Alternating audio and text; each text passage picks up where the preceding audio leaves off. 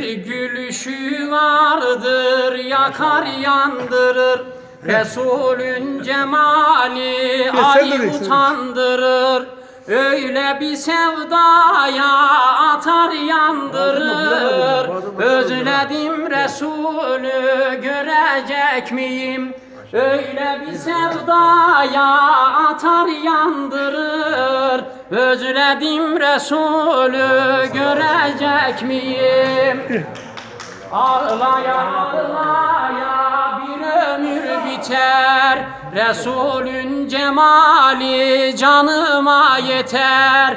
Yokluğu dünyada bir bitmez keder. Özledim Resulü görecek miyim?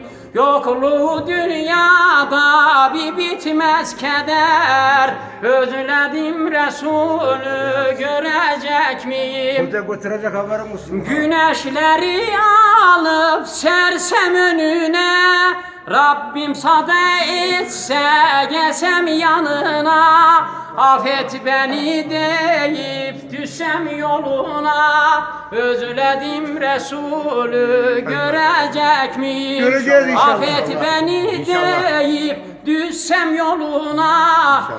Özledim Resulü görecek miyim? Sallallahu ala Muhammed sallallahu aleyhi ve sellem sallallahu